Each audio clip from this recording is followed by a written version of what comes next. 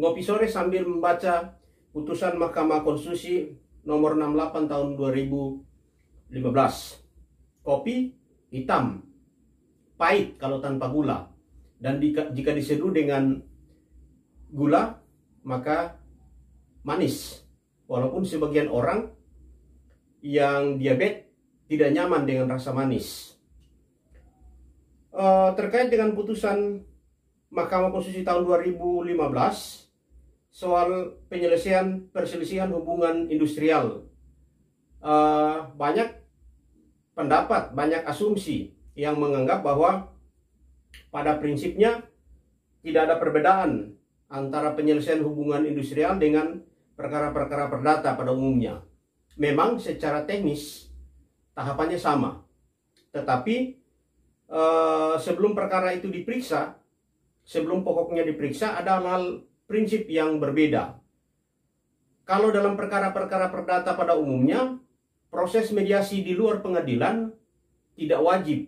Para pihak dapat kemudian menggunakan mediasi di luar pengadilan semata-mata hanya opsional.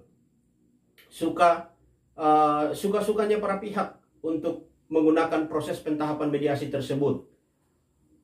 Walaupun kemudian dalam proses pemeriksaan pokok perkara, sebelum pokok perkara itu diperiksa lebih lanjut, ada tahapan mediasi yang diwajibkan oleh para pihak harus melaluinya sebelum perkara itu diperiksa. Sementara di perkara-perkara hubungan industrial yang terjadi tentunya berbeda. Perselisihan hubungan industrial itu sendiri dimaknai berdasarkan Undang-Undang Nomor 2 Tahun 2004 tentang penyelesaian perselisihan hubungan industrial. Perselisihan itu dimaknai sebagai perbedaan pendapat yang menyebabkan pertentangan antara pengusaha atau gabungan pengusaha dengan pekerja atau buruh atau serikat pekerja atau serikat buruh karena adanya perselisihan terkait hak, terkait kepentingan, terkait PHK, dan terkait perselisihan antar serikat pekerja atau serikat buruh. Jadi dari definisi ini saja dapat kita tarik kesimpulan bahwa ketika bicara soal pengadilan hubungan, soal wewenang pokok dari pengadilan hubungan industrial atau perselisihan hubungan industrial itu menyangkut 4 hal. Pertama, menyangkut perselisihan kepentingan. Kemudian kedua, menyangkut perselisihan hak. Ketiga, menyangkut tentang PHK.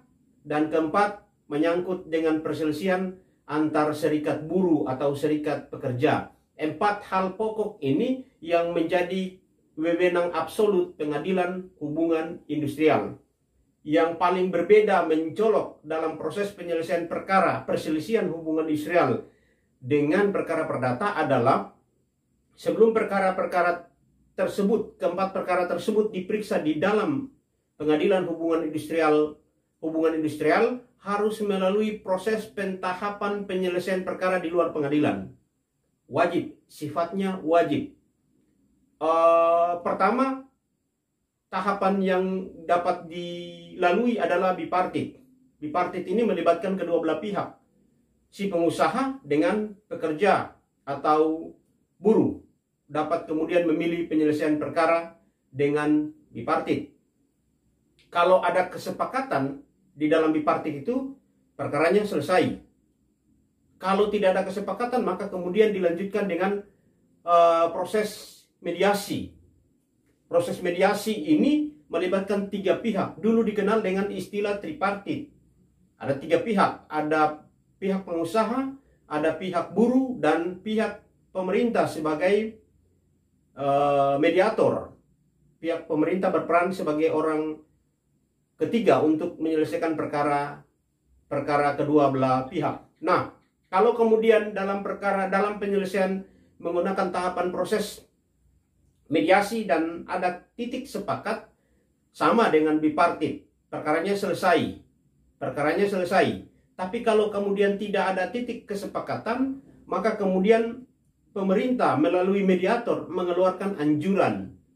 Dulu dikenal anjuran. Dalam putusan Mahkamah Konstitusi 2015, anjuran bukan merupakan syarat formal dari pengajuan gugatan ke pengadilan hubungan industrial industrial, bukan merupakan syarat formal. Jadi kalau dia mengajukan, si buruh mengajukan atau perusahaan mengajukan gugatan ke pengadilan tanpa anjuran, tidak ada persoalan berdasarkan putusan Mahkamah Konstitusi. Tapi kalau kemudian tanpa ada istilah baru dalam putusan Mahkamah Konstitusi, dia menyebut dalam amarnya bahwa anjuran sepanjang tidak dimaknai sebagai risalah adalah bertentangan dengan Undang-Undang Dasar 1945. Jadi isi dari anjuran adalah merupakan risalah penyelesaian perkara yang dilalui melalui proses mediasi.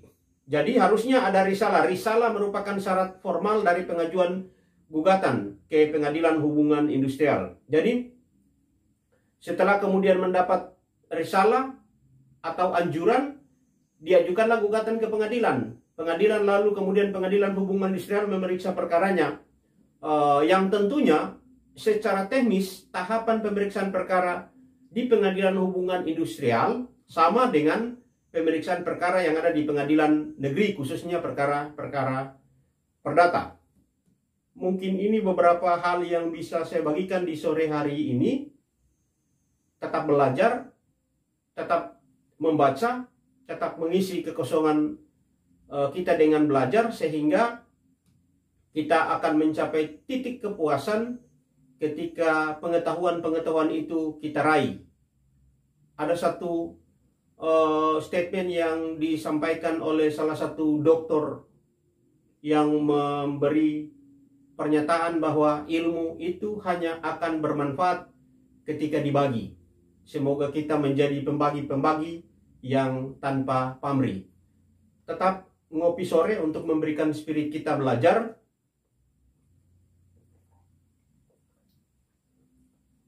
Dukung channel ini dengan cara subscribe, like, share, berikan komentar yang konstruktif. Jika ada hal spesifik yang ingin didiskusikan terkait persoalan hukum, dapat mengirim pesan, surat kepada kami melalui email yang sudah kami sertakan dalam deskripsi video ini. Sekian dari saya, salam